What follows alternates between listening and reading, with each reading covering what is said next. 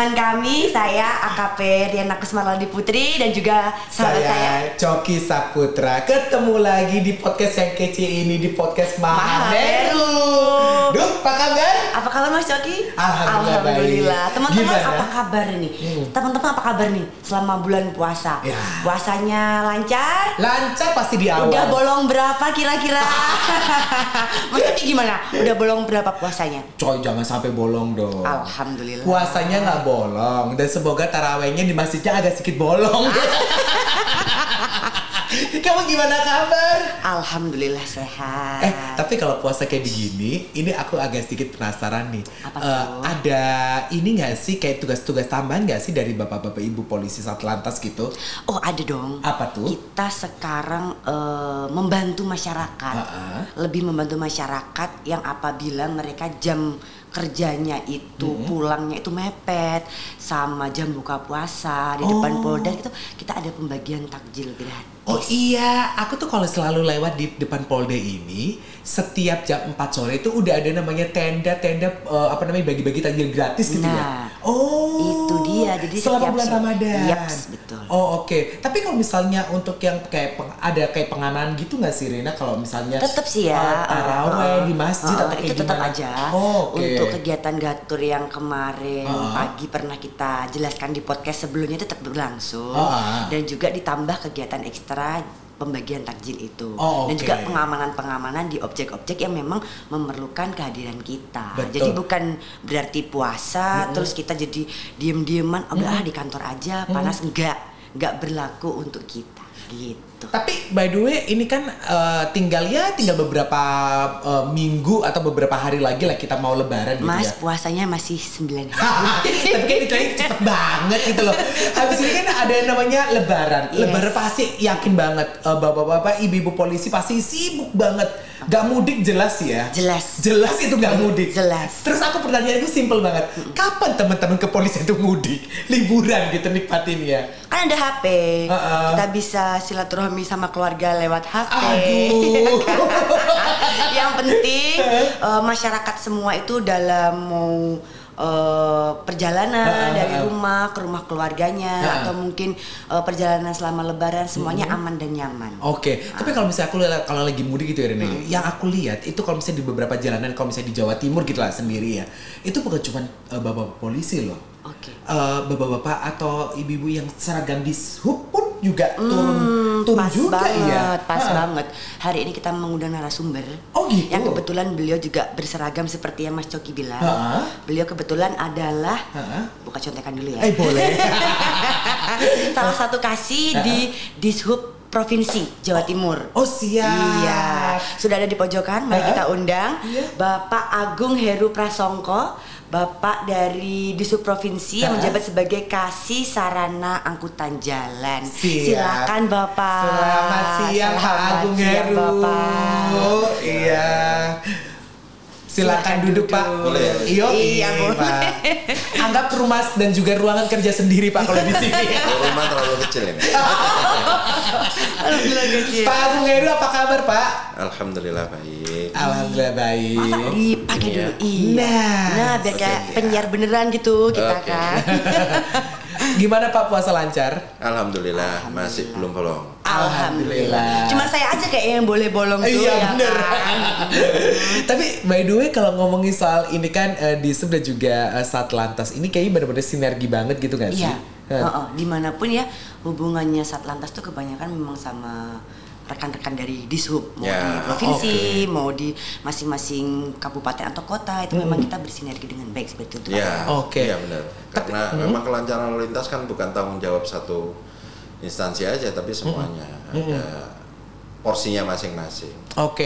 Yang pengaturan lalu lintas di lapangan Polri-nya dibantu sama Dishub, manajemennya, kemudian jalannya, ya gitu. Jadi ya memang tanggung jawab semua. Iya. Masyarakat juga. Istilahnya kayak kesinambungan lah ya. Ada benang merahnya gitu ya Pak ya. Tapi kalau ngomongin soal divisi Bapak sendiri, fokusnya seperti apa sih Pak gitu? Mungkin boleh dijelasin sedikit apa gitu. Nih konteksnya dinas perhubungannya apa bidang yang saya tangani. Di dinas perhubungannya secara global aja mungkin ya Pak ya. Dinas perhubungan, oke. Dinas perhubungan itu instansi yang seperti kita tahu sendiri bertanggung jawab pada mewujudkan pertama itu lalu lintas dan angkutan yang aman, nyaman, murah, terjangkau, bisa melayani seluruh masyarakat.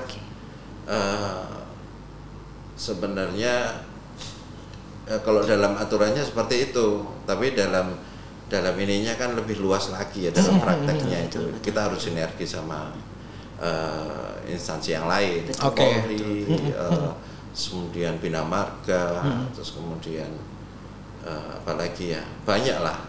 Karena setiap ada kejadian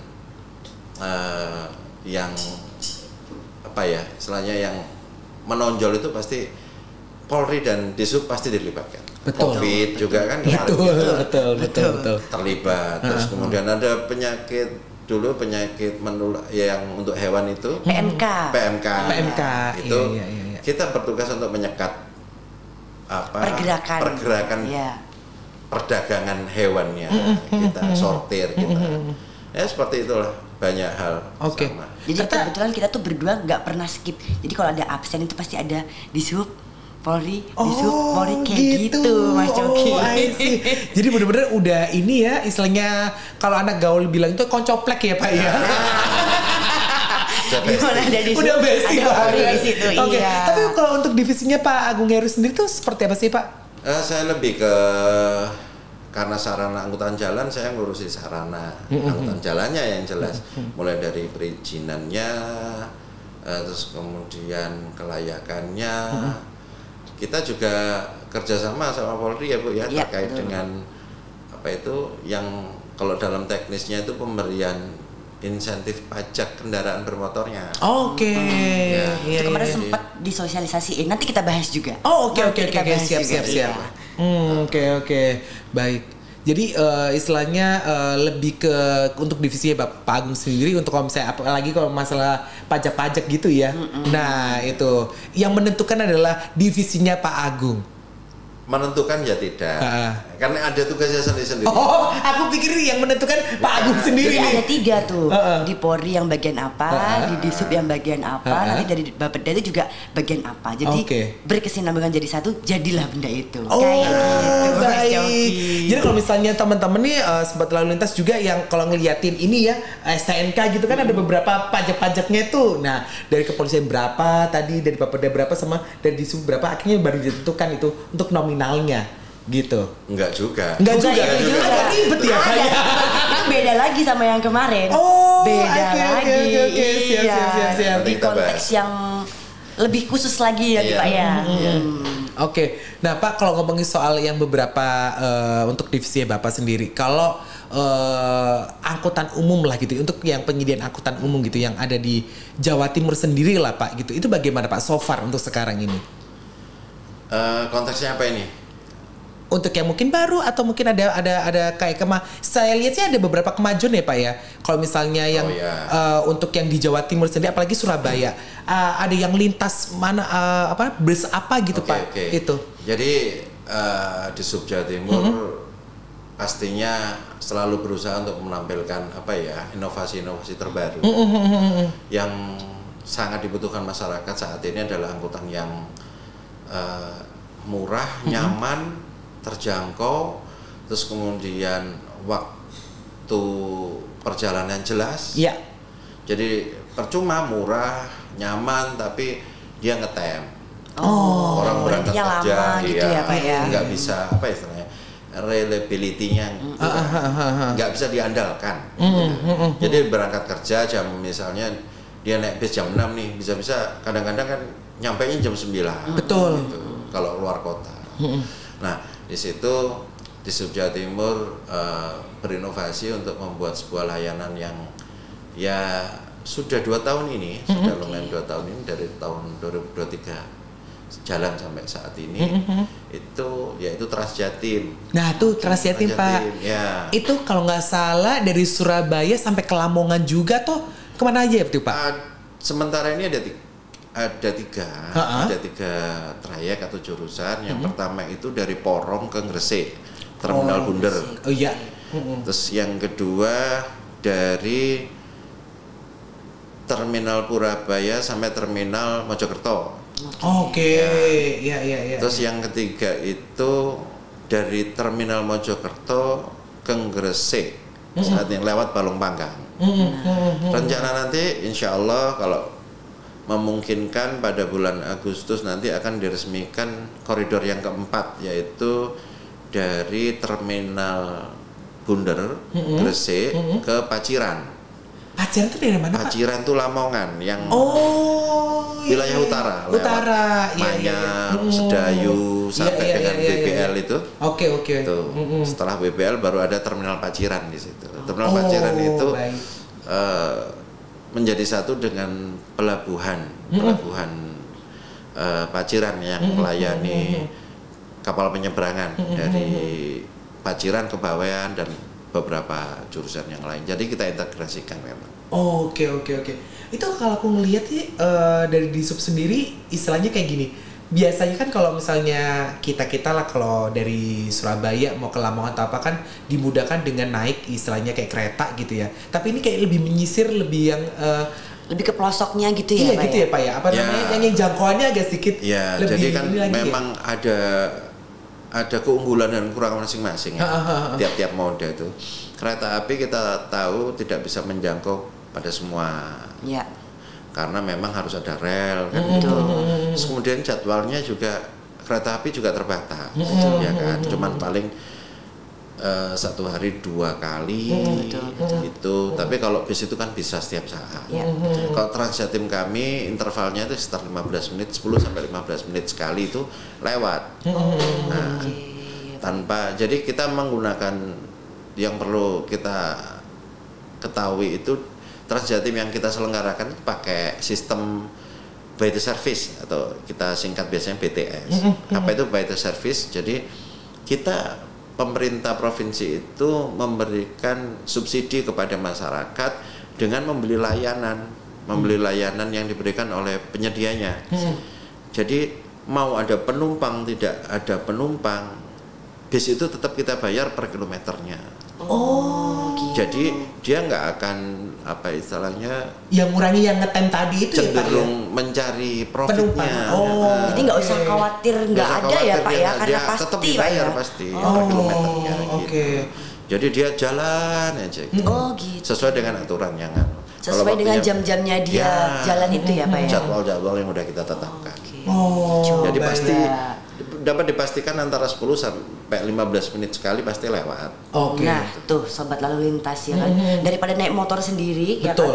Udah konsentrasinya terpecah karena puasa, haus panas-panasan, mending kita gunakan transportasi yang sudah tersedia. Aku penasaran sih untuk yang Transjatim ini sendiri karena kan memang kan kalau dari tadi Pak Heru bilang tuh ya sobat lalu lintas yang disediakan dari Disub itu adalah harus angkutan yang memadai, yang penting harus murah. Itu tadi balik Pak Heru itu tadi itu udah ngumpul banget itu. Harus murah itu dia. Transjatim murah. Emang semurah berapa sih Pak? Jadi Transjatim itu misalnya kita ambil dari koridor 1 ya, sepanjang 72 km yang dilayani itu hanya membayar Rp5.000. Ya murah. Rp5.000 lumayan ya. Jadi terus kemudian kita inovasi lagi selama waktu transit. Misalnya dari Porong nih berangkat jam 8 nyampe Bunder misalnya jam 10 pagi. Selama dia jam 10 pagi itu nggak sampai jam 12 siang, dia misalnya melanjutkan perjalanan dari Terminal Bunder mau ke Mojokerto lewat Balong Panggang itu. Selama dia transitnya nggak kurang dari 2 jam, maka itu tidak perlu membayar lagi. Jadi nanti kalau misalnya dari Porong, Terminal Bunder, terus Mojokerto, itu cuma Rp5.000. Astaga Pak, ini murah banget sumpah. Murah banget. Ya. Pak, kapan untuk Surabaya Malang? Kan Surabaya Malang kayak gitu. Iya loh, Surabaya Malang itu kan kayak harusnya kan lumayan lupa ini Pak. Apalagi kalau misalnya aku tuh pernah temenku ya, aku tanya ya, karena aku udah lama banget gak naik bus ya Pak ya. Surabaya Malang sekarang tuh kalau naik yang tol sendiri itu 60.000 loh. Itu loh, udah yang untuk yang patas 60.000. Kalau seandainya ini 5.000, wah, laris 5.000 nggak kepanasan, tinggal duduk santai main HP. Enak lagi. Coba. Tapi itu untuk yang naik tol apakah atau lewat bawah Pak itu? Untuk yang koridor 1 yang Porong mana itu Terminal Bunder, Gresik itu lewat tol, full tol ya. Ya. Wah ini murah banget sumpah ini murah banget ini. Masih ada yang menyanyiakan. Sumpah, aku langsung ke 5.000 kalau langsung kebayang tuh ya angkutan kita zaman SMA naik angkot Pak. Zaman segitu masih 5.000. Masya Allah ini naik bis harganya 5.000 kan. Tapi saya tuh penasaran Pak ya, kalau dalam kesehariannya sendiri dari Satlantas sama Disub itu kerjasamanya seperti apa sih Pak kalau misalnya yang disinergi secara gitu? Umumnya aja secara mungkin umumnya gitu beberapa mungkin divisi yang lain atau mungkin divisi Bapak selain kan di Mas Coki kan mungkin seperti masyarakat umum gitu ya, kan jelas, ya kita kan tahunya kan tahu. polisi berdiri ada di subnya. Nah ini untuk mungkin lebih detailnya nih kira-kira apa sih sinerginya antara di sub dan juga di kepolisian. Selain itu, selain menjaga keamanan ya, kita kan sama-sama tahu Disub sama Polri dan Disub itu sering berdiri bersama ya. Terutama ada acara-acara penting misalnya kayak acara di Gerahadi, atau misalnya kedatangan RI 1 dan lain sebagainya, pasti kita sinergi.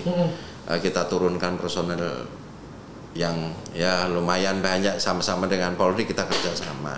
Selain itu di dalam memang Polri dan Disub memang mengambil porsinya masing-masing. Kalau di dalam memang di dalam aturannya ya, dalam perundangannya memang misalnya dalam menjaga keselamatan pengguna jalan nih, Polri di dalam manajemennya, di dalam pelaksanaan implementasinya, tapi fasilitas keselamatannya kami yang harus menyediakan, kayak lampu PJU-nya, markanya, sampai cerita tuh kalau yang itu. Kebetulan waktu dulu dinas di Jawa Tengah menjelang Lebaran kayak gini juga sih ya kan, karena kebetulan waktu itu ada pembangunan jembatan belum beres gitu Pak, jadi lumayan crowded gitu. Dibantu banget Mas Coki, saya sama teman-teman di sub. Waktu itu ada traffic light ya kan, ternyata traffic light itu bisa di atur ya Pak ya, lewat ATCS itu setting, karena yang dari arah luar kota itu lebih padat, dibikinlah sama teman-teman dari Disub supaya untuk yang dari arah luar kota masuk itu detikan hijaunya tuh dipanjangin kayak gitu. Kayak gitu Mas. Jadi kalau Bapak cuman polisi aja yang berdiri ya sampai kering lah ya Mas sampai jadi keripik itu masih crowded juga, tapi karena dibantu sama teman-teman di sub, lampu hijaunya detikannya lebih panjangin, jadi alhamdulillah di situ dia jadi lumayan terurai. Jadi kalau misalnya kita lampu merah itu yang untuk mengatur yang merah kuning hijau itu, aku pikir dari pihak kepolisian, tapi ternyata dari Disub ya. Itulah yang saya katakan tadi merupakan porsi kita di dalam manajemennya, manajemen lalu lintasnya. Jadi settingnya, lampu hijaunya berapa, kuningnya berapa, merahnya berapa, itu ada hitungannya Mas, nggak bisa 7 detik. Enggak, itu ada hitungannya berdasarkan volume lalu lintas, berdasarkan hambatannya dan lain sebagainya. Wah, aku mau request sama Pak Agung Heru aja. Kebetulan rumahku kan ke Brown ya Pak ya, maksudnya ya. Itu kan padat ya Pak ya rumah saya. Pak, kalau bisa dari Maxim agak sedikit panjang nih Pak, banyak tertentu nih Pak gitu. Ya itu jalan jalan kota itu kewenangannya ini mungkin kewenangannya di kota Surabaya.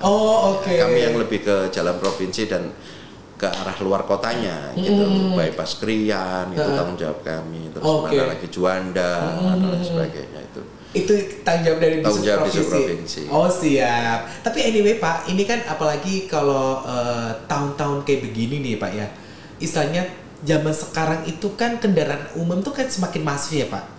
Ada kendaraan pribadi yang ya ojek online begitu kan ya.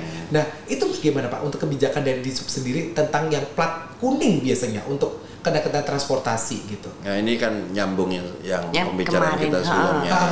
Untuk meningkatkan pendapatan asli daerah terkait dengan pajak kendaraan bermotor. Ada kendaraan plat kuning ini yang kemarin sempat juga disosialisasikan oleh beliau ke ini ya Pak ya, ke para orang-orang yang memiliki kendaraan plat kuning, mungkin instansi atau mungkin di PT dan lain sebagainya. Sosialisasi seperti apa tuh Pak? Jadi sebenarnya kita tuh hubungannya dengan kewenangan kami kan di penerbitan verifikasi NIB. Jadi ini agak teknis ngomongnya, nggak apa-apa ya? Nggak apa-apa. Biar kita tuh paham Pak, ya, gitu kan. Izin usaha yang dulu pada tahun 2014 ke atas itu namanya masih izin usaha. Kalau yang dipegang pengusaha transportasi, angkutan barang terutama namanya biasa disebut SIPA. Nah, sejak tahun 2018 itu Pak Presiden Jokowi pada saat itu mau menyederhanakan birokrasinya. Akhirnya muncullah yang namanya OSS ya di BKPM, Badan Koordinator Penanaman Modal di Jakarta di Kementerian Pusat. Nah, di situ BKPM itu mempunyai aplikasi namanya OSS, yaitu Online Single Submission. Jadi semua izin usaha itu diringkes, yang keluarkan hanya OSS itu, aplikasi itu. Tapi sejak tahun 2021 ada perkembangan OSS dari tipe 1.0 menjadi 2.0. Nah, itu yang intinya ada perubahannya di dalam seiring waktu itu muncul Undang-Undang Cipta Kerja. Undang-Undang Nomor 1 tahun 2021 muncullah bertransformasilah OSS menjadi seri 2.0. Yang dimana intinya bahwa setiap izin usaha, setiap usaha yang diselenggarakan oleh masyarakat atau siapapun itu dianggap akan menimbulkan resiko. Resikonya apa? Kecelakaan kerja, baik kepada eksternal maupun internal perusahaan tersebut. Dalam bidang kami transportasi angkutan barang itu, untuk operasional truk pastinya akan dapat membahayakan baik dari pelakunya, awak kendaraannya, maupun untuk pengguna jalan yang lain. Betul. Makanya perlulah NIB itu muncul, namanya NIB yang berbasis resiko. Seperti itu, NIB berbasis resiko itu harus diverifikasi NIB-nya. Muncullah syarat-syarat. Nah, kami yang memverifikasi syarat itu apa sudah dipenuhi atau tidak. Itu urusannya dengan mengkuningkan nantinya. Jadi yang boleh mendapatkan plat kuning saat ini itu adalah badan usaha perusahaan yang diakui negara, bentuknya 4 macam. BUMN, BUMD, PT atau koperasi. Di luar itu tidak boleh mendapatkan plat kuning. Seperti itu. Saya teruskan bahwa kewenangan kami memverifikasi NIB, kewenangan Polri untuk regidennya, registrasi dan identifikasi. Menentukan plat kuningnya itu. Untuk Bapenda atau Badan Pendapatan Daerah itu untuk menetapkan besaran pajaknya. Nah, besaran pajak ini ada yang namanya insentif yang diberikan kepada kendaraan angkutan umum. Besarannya untuk angkutan orang itu 70% dari wajib pajaknya. Kalau yang angkutan barang hanya membayar 40%. Besar itu bagi perusahaan, besar. Nah, pada tahun 2022 awal ada kewenangan baru ini, karena harus terverifikasi NIB-nya, akhirnya banyak perusahaan yang protes pada saat itu. Sempat chaos, sempat rame, rame lah. Banyak yang protes, Pak, saya nggak bisa mendapatkan insentif pajak, saya yang biasanya hanya membayar 3 juta, sekarang harus bayar 10 juta. Tambahan 7 juta itu kalikan berapa puluh kendaraan, luar biasa. Itu yang akhirnya pada saat itu kami gerak cepat, terus koordinasi dengan yang lain, dengan instansi yang lain, aja muncullah itu diskresi, yang mana diskresi itu diperbolehkan di peraturan pemerintah nomor 5 tahun 2021. Muncullah yang namanya rekomendasi teknis istilahnya, menyatakan bahwa kendaraan ini layak untuk diberikan insentif pajak. Kami yang menentukan peruntukannya. Karena plat kuning itu kan harus ada peruntukannya. Ya, betul. Ini untuk apa nih? Gitu. Iya. Karena yang mengeluarkan izin kami otomatis menjadi kewajiban kami untuk memberi mengesahkan atau merekomendasikan bahwa inilah angkutan umum. Iya. Kalau ada yang bukan angkutan umum minta angkutan umum ya kita tolak. Karena urusannya dengan insentif pajak. Iya. Jadi nggak semua ya Pak ya? Nggak semua boleh. Tergantung yang syarat-syaratnya sudah terpenuhi. Sudah terpenuhi. Iya. Tapi sosialisasinya so far bagaimana Pak untuk sejauh ini? Dari 2022 sampai 2024 ini kita sudah berapa belas kali ya memberikan saya nggak hafal satu persatu. Tulungagung pernah, di Malang 2 kali. Sudah masif ya Pak ya? Iya. Sudah sangat masif dibantu ya. juga dimasifkan nanti oleh Mas Coki. Oh siap, nanti Pak.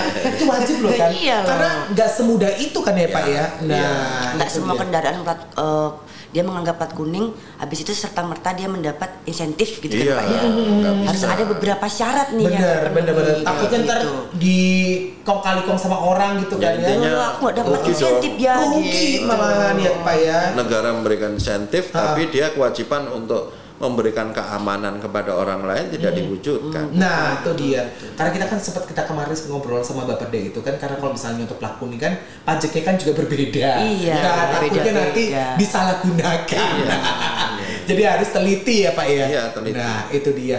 Tapi kalau ngomongin soal beberapa momen ini nih yang paling mendekati ya Pak, untuk gawe sendiri deh dari pihak kepolisian sama Disub sendiri, apalagi ini kan momen annual ya Pak ya, tahunan itu yang sangat besar tuh, sangat mendekati adalah mudik ini Pak. Mudik Lebaran.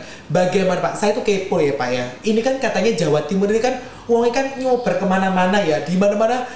Di Papua ketemu orang Jawa ya, di sini ketemu orang Jawa. Seberapa banyak sih Pak nanti orang itu bakal mudik ke Jawa Timur Pak? Menurut ini ya penelitiannya dari Badan Kebijakan Transportasi Kementerian Perhubungan,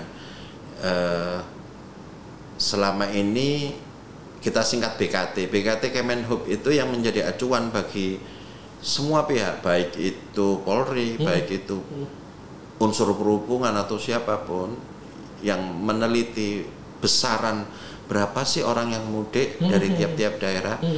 Ternyata dari analisanya itu disebutkan bahwa akan ada 31,3 juta orang yang akan bergerak di dalam Jawa Timur. Baik itu masuk maupun keluar. Berapa Pak tadi kisarannya? 31,3 juta. Itu orang Pak, 1,3 juta. Bayangin Mas kayak dawet ya kan? Coba loh. Itu meluntak loh itu di Jawa Timur loh itu. Padahal jumlah penduduk Jawa Timur sekitar 40 juta kan, 40 juta lebih kan. Jadi lebih dari berapa persen tuh yang bergerak tuh? Sangat lebih Pak, itu tuh separuh lebih lah Pak, itu Pak. Wih luar biasa loh. Ini yang pasti akan ditanyain sama masyarakat. Dengan sebanyak orang itu yang akan bergerak, kira-kira nanti aku akan dapat mudik gratis gak ya? Nah, ada nggak kira-kira Pak untuk tahun ini? Ya kan? Kita tanya sama sumbernya.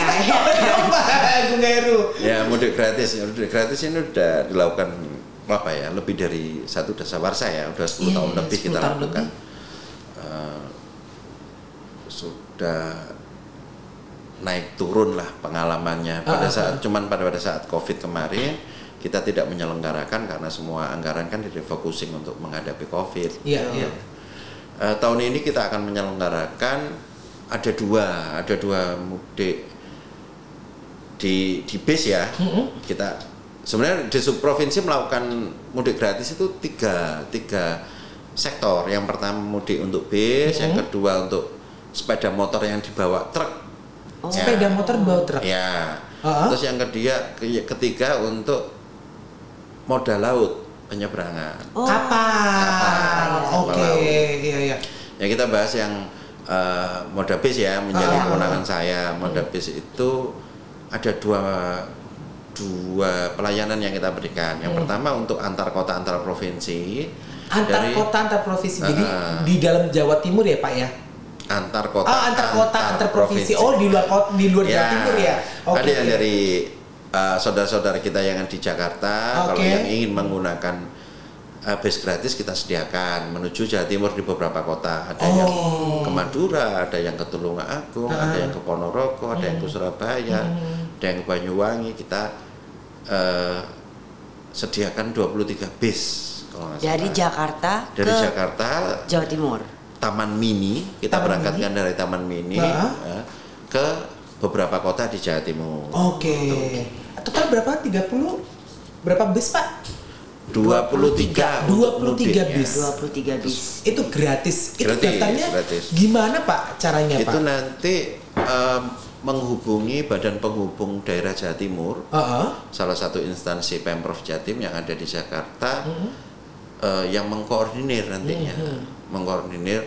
Jadi kalau tidak dikoordinir akan meludak dan luar biasa. Iya, namanya gratis, Pak. Semua pasti mau ikut. Semua pengen masuk. Ya, kita kan tahu kan tarif mahal kan. Iya, betul. Apalagi mau jelang Lebaran. Semua bisa berkali-kali lipat naiknya ya, Mas Coki ya. Orang kalau misalnya teman saya aja, saudara saya mudik dari Jakarta ke Surabaya, anaknya 3 aja bela-belain membawa mobil sendiri.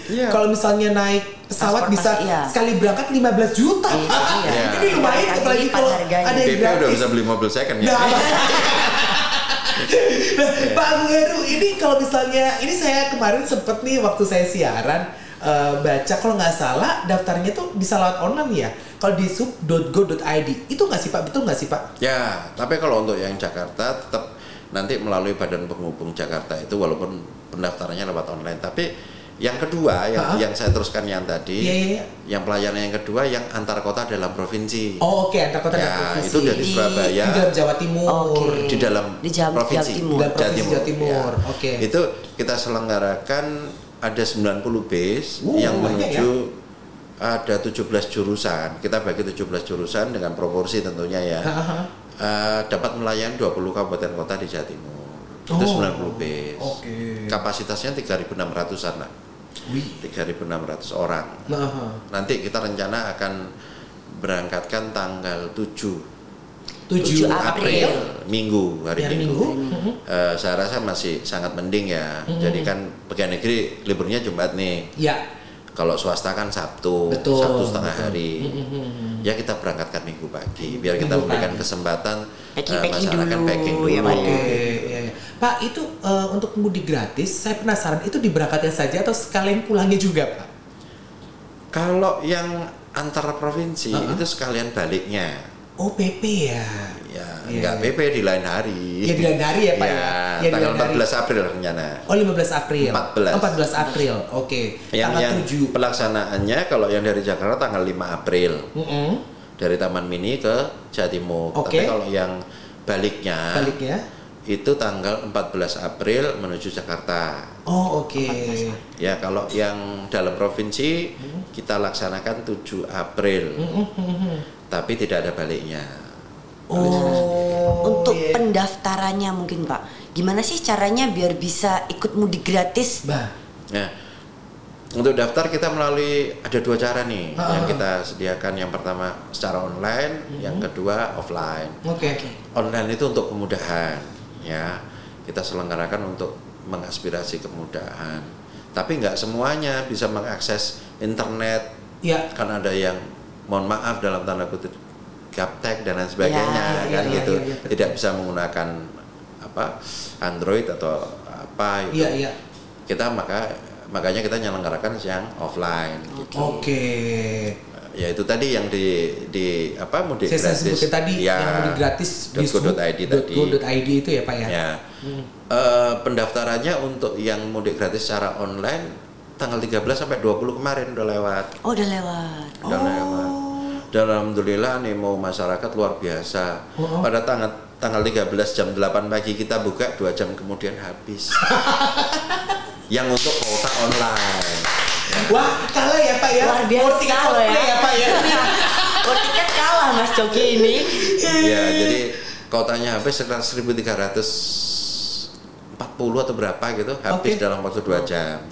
Nah, pada saat hari ini mulai kita verifikasi pendaftaran online-nya itu. Kita untuk membuktikan benar nggak sih yang daftar online ini serius. Persyaratannya apa? Hanya melampirkan fotokopi KTP atau kartu keluarga. Itu aja. Itu aja. Nggak begitu rumit. Semudah kan? Itu Mas Coki. Oke. Nah Pak, itu kalau misalnya, kalau mudik gratis ini kan nggak mungkin kan Pak, cuman bapak ibunya aja. Itu kalau anak-anaknya bagaimana Pak? Ya anak-anaknya ya didaftarkan. Didaftarin juga?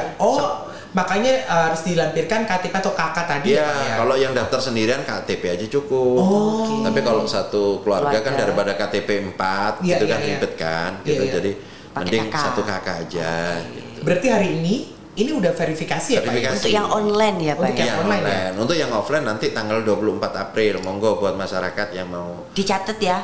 Hari Minggu ya. 3 hari lagi. 24 April. 24 ya, hari Minggu depan ini. Langsung ke April, Disub langsung Provinsi. ke kantor Dinas Perhubungan Provinsi Jawa Timur, Jalan Ayani nomor 268 Surabaya. Nah, banget ya. Siap-siap akan ada antrian panjang di kantor Bapak besok. Hari Minggu. Dibukanya dari jam berapa Pak? Kita resminya buka jam 8 pagi ya, tapi biasanya jam 6, jam setengah 6, jam 5 sudah datang antri. Karena kita terapkan nomor antrian gitu loh. Biar nggak rebut-rebutan. Betul. Rebut-rebutan nanti gontok-gontokan. Iya. Puasanya batal nanti. Nah, itu deh Pak. Kalau misalnya cuman tanggal 24 Maret saja nih Pak Satu hari aja nih. Satu hari aja. Pendaftarannya 24 sampai tiket habis.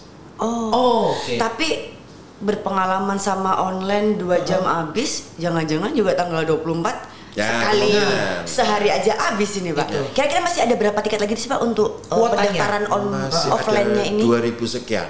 2000. Memang kita tetapkan dari total kuota 3.600 itu kita ambil 40% untuk online, yang 60% untuk offline. Jadi kita lebih memihak kepada yang offline-nya. Yang gaptek-gaptek mohon maaf ya kan. Mungkin yang HP-nya kurang support Android, belum bisa internetan, masih pakai HP-HP jadul, telepon SMS itu bisa langsung datang ke kantor Dishub. Syaratnya kalau misalnya kepingin daftar sama Pak, bawa KTP atau fotokopi KTP atau fotokopi KK ya Pak ya? Ya sama aja. Terus dikasih tahu tuh nanti rutenya mau kemana gitu ya Pak ya? Ya, nanti akan ada pemberitahuan monitor. Jurusan Ponorogo tinggal segini, jurusan Magetan tinggal segini. Nanti ada frontline kita juga di depan. Antusiasnya pasti gede banget ya Pak. Alhamdulillah, semoga. Kita juga masih mengusahakan kerjasama dengan CSR ya, dengan BUMD provinsi. Siapa nih yang mau nyumbang nih? Jadi kemungkinan masih bisa agak up sedikit lah Pak ya untuk. Ya semoga Masih didoain bareng-bareng dong teman-teman. Pak Agung, ini saya kan browsing nih Pak. Ini kalau misalnya tadi Pak Agung bilang ada yang mudik motor, ini kok naik kereta, maksudnya bagaimana? Berarti naiknya itu yang sebenarnya itu adalah naik bus ya? Naik truk ya Pak ya? Itu bagaimana sih Pak? Jadi gini, yang kita selenggarakan, nggak tahu instansi yang lain ya, tapi yang kalau diselenggarakan di provinsi itu ada 400 kuota sepeda motor yang dapat mudik dengan truk. Tujuannya agar pemudik itu tidak menggunakan sepeda motor untuk mudik, menekan kecelakaan yang melibatkan jarak jauhnya motor. Dipotong gitu Pak ya, yang penumpangnya pakai bis. Penumpangnya nanti pakai bis. Nanti sepeda motornya yang untuk keliling-keliling di daerah nih, ini dinaikkan truk. Gitu. Biasanya kalau lagi ujung-ujungnya Pak ya, pamer motor baru, sama keluarga, sepeda motornya dinaikkan truk aja dulu ya, orangnya naik bis aja. Apa tuh Pak? Masih dibuka juga secara online dan juga offline untuk yang motor ini? Atau udah penuh? Kalau untuk ini nanti tanggal 24 juga. Tanggal 24. Pendaftarannya. Khusus offline berarti Pak ya, untuk yang. Karena itu kan harus verifikasi STNK-nya harus dilihat. Kalau nggak dilihat, nggak ditulis STNK dan lain sebagainya, ketukar gimana? Takutnya malah curanmor ya Pak ya. Jalan motor malah nanti ya. STNK perlu bawa BPKB juga nggak Pak? Nggak usah ya Pak ya. Terbang aja kalau. Saya pikir Pak. Tapi bagaimana Pak untuk persiapan dari teman-teman Satlantas juga dan juga dari Disub nih, Mbak Rina dan juga Pak Agung Heru nih, untuk yang mudik sendiri, apalagi kan Jawa Timur kan banyak tuh Pak tempat wisata gitu kan ya, itu bagaimana untuk persiapan tahun ini? Persiapannya gimana? Sementara kita akan melaksanakan rakor bersama ya Pak ya, untuk mensatu visi misikan menjelang Lebaran tahun 2024 itu kira-kira akan seperti apa, akan prosesnya, apakah akan sama seperti tahun lalu atau kan mungkin ada beberapa yang dirubah dengan beberapa hal yang masih sama ya, akan tetap ada mudik gratis seperti, tapi untuk teknis lainnya dengan 31,3 orang yang akan berputar di Jawa Timur ini, kita harus menyamakan persepsi, visi dan misi.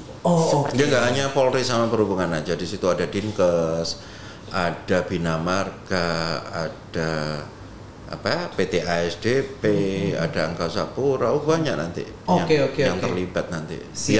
Biar semua instansi, semua yang melayani masyarakat itu menjadi satu kata, satu bahasa untuk melayani masyarakat. Siap. Berarti intinya setiap mudik, setiap tahun baru atau istilahnya Lebaran atau hari-hari besar lainnya, untuk divisi Mbak Rina juga Pak Heru ini tidak ada kata libur ya Pak ya? Alhamdulillah belum pernah. Alhamdulillah, saya 8 tahun jadi polisi belum pernah waktu Lebaran. Belum pernah, itu dia. Saya udah kerja 23 tahun belum pernah libur. Lebaran Pak? Belum pernah. Dan terus saya penasaran, terus untuk Lebarannya bagaimana dong Pak, teman-teman dari Disub dan juga polisi ini? Ya itu kan kalau saya sih pas bejo kata orang Jawa ya. Iya. Mertua depan rumah jadi gampang. Enak ya Pak ya? Enak gitu. Bisa dikondisikan ya Pak ya? Iya, orang tua juga dekat, beda kelurahan saja. Siap. Lah, last but not least nih Pak Agung Heru, apa nih yang mau disampaikan sama Sobat Lalu Lintas untuk mungkin pesan-pesan menjelang mudik Lebaran. Mudik Lebaran tuh bagaimana Pak? Ya, yang terkait dengan keselamatan lalu lintas, apabila memungkinkan mudiklah dengan menggunakan angkutan umum. Nah, tuh. Karena angkutan umum akan kita sediakan, kalau cukup pakai mudik gratis. Kalau tidak cukup pakai angkutan umum biasa yang sudah kita pastikan keselamatannya. Jangan pakai sepeda motor. Iya. Kalau naik mobil, misalnya menggunakan mobil, tolong diservis sebelumnya. Iya. Dipastikan kesiapan kendaraannya. Khawatirnya nanti melalui jalan naik atau mogok dan lain sebagainya, pecah ban dan lain sebagainya. Itu tidak kita inginkan terjadi itu. Itu yang pertama.